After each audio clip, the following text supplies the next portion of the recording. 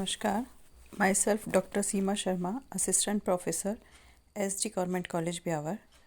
आज हम अपराध की जन्म की कहानी या अपराध की अवधारणा के बारे में जानेंगे। अवधारणा अपराध जो है वो एक समाजशास्त्रीय और कानूनी दोनों ही दृष्टिकोण से अलग अलग इसकी परिभाषा की दी गई है। अपराध के जन्म की कहानी समाज के जन्म के साथ जुड़ी हुई है, अतः जब तक समाज रहेगा अपराध भी रहेगा। इतना अवश्य है कि इसकी मात्रा कम या ज़्यादा हो सकती है। प्रत्येक समाज अपनी सामाजिक संरचना और व्यवस्था को बनाए रखने और ठीक प्रकार से चलाने के लिए कुछ नियमों, प्रथाओं, रूढ़ियों, जनरीतियों एवं सामाजिक मानदंडों को विकसित करता है। इनमें से कुछ के विपरीत आचरण करने की निंदा की जाती है, कुछ का उल्लंघन अनैतिक माना जाता है, तो व्यवहार के कुछ प्रतिमानों के विरुद्ध कार्य करने पर समाज द्वारा कठोर दंड दिया जाता है। यद्यपि एक अपराध एक सार्वभौमिक तथ्य है, फिर भी समय, स्थान और परिस्थिति के अनुसार इसकी अवधारणा बदलती रहती है। एक ही कार्य एक स्थान पर अपराध माना जाता है तो दूसरे स्थान पर उसी के लिए पुरस्कृत भी किया जाता है। साधारणतः यदि कोई व्यक्ति किसी की हत्या कर देता है तो हत्यारे को मृत्युदंड या आजीवन कारावास की सजा दी जाती है, किंतु यदि युद्ध में अधिकाधिक दुश्मनों को मारने वाले को राष्ट्रीय पुरस्कार से सम्मानित किया जाता है। अब हम यहाँ पर अपराध की एक समाजशास्त्रीय अवधारणा के रूप में इसे समझेंगे। अपराध की समाजशास्त्रीय व्याख्या अति प्राचीन है। सामाजिक एवं समाजशास्त्रीय दृष्टि से वे व्यवहार जो समाज विरोधी हैं अपराध कहे जाते हैं। समाजशास्त्रीय व्याख्या में अपराध की परिस्थितियों पर अधिक जोर दिया जाता है और यह जानने का प्रयास किया जाता है कि वे कौन सी परिस्थितियां हैं जो व्यक्ति को अपराध के लिए प्रेरित करती है। यह व्याख्या अपराध के परिणामों पर जोर नहीं देती, इसलिए इसका संबंध दंड की बजाय सुधार से अधिक है, जबकि अपराध की कानूनी व्याख्या अपराध के परिणाम और दंड से घनिष्ठ रूप से जुड़ी हुई है। अनेक विद्वानों ने अपराध को सामाजिक दृष्टिकोण से परिभाषित किया है।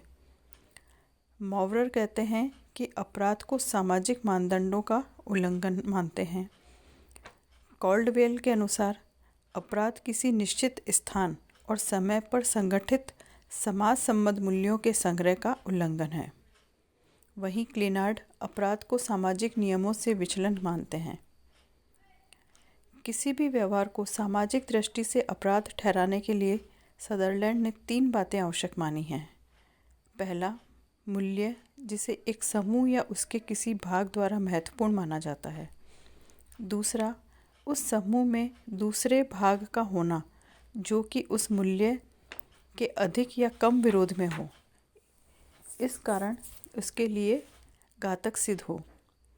तीसरा, एक सुस्पष्ट या उचित दंड व्यवस्था का होना जिसे कि उस मूल्य का आदर करने वाले मूल्यों का अनादर करने वालों पर लागू करे। अब है अपराध एक कानूनी अवधारणा। कानूनी दृष्टि से अपराध की व्याख्या अपेक्षाकृत देर से विकसित हुई। इस व्याख्या के अनुसार वे सारे कार्य जो किसी समय विशेष में किसी राज्य में संविधान, अपराधी संहिता या राज्य के नियमों के विपरीत घोषित किए गए हों, अपराध कहलाएंगे। अपराध की कानूनी व्याख्या अपराध के परिणाम और दंड पर अधिक जोर देती है। वर्तमान समय में समाजों में अपराध की वैधानिक व्याख्या को ही स्वीकार किया जाता है।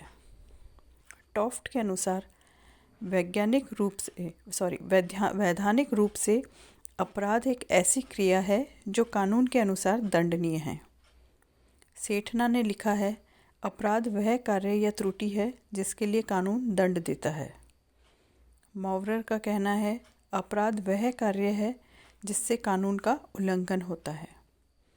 उपयुक्त परिभाषाओं से इस बात पर जोर दिया गया है कि केवल वे ही कार्य या व्यवहार अपराध माने जाएंगे जो किसी देश में प्रचलित कानूनों के विपरीत हैं।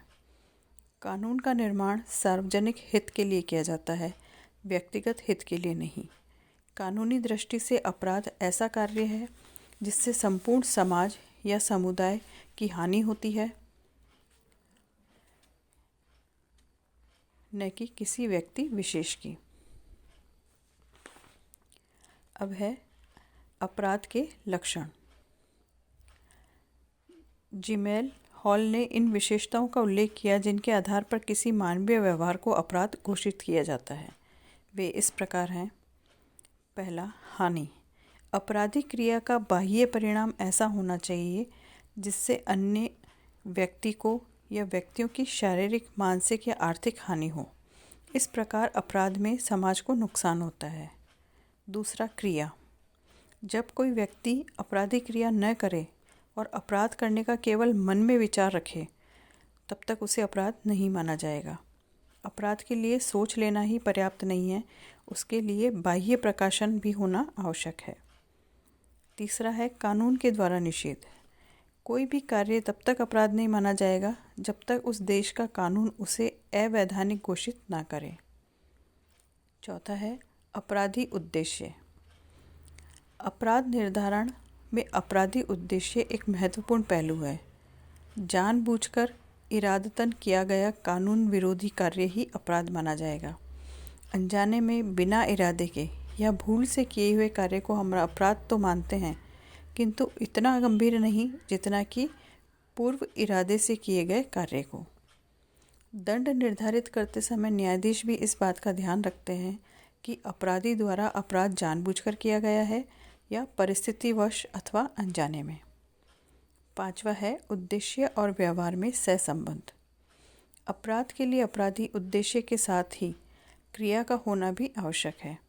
उद्देश्य विहीन क्रिया या क्रिया विहीन उद्देश्य अपराध नहीं होगा। दोनों का प्रकाशन साथ साथ होना चाहिए। अगला है, व्यवहार और हानि में सहसंबंध। हानि और व्यक्ति का व्यवहार भी सहसंबंधित होना चाहिए। हत्या अपराध है, किंतु जब तक हत्यारे का पता नहीं चले अपराध का निर्धारण नहीं होगा। अतः हानि और व्यवहार दोनों ज्ञात होने पर ही अपराध का पता लगाया जा सकता है। अंतिम है, दंड। अपराध करने पर राज्य या समाज अपराधी को दंड देता है। यह दंड शारीरिक कष्ट या जुर्माना आदि के रूप में हो सकता है। दंड के भय से ही कानून का पालन होता है और बिना दंड के कानून खाली नाम मात्र का रह जाता है। बिना शक्ति के कानून ऐसी आग है जो न तो जलती है और न ही रोशनी देती है।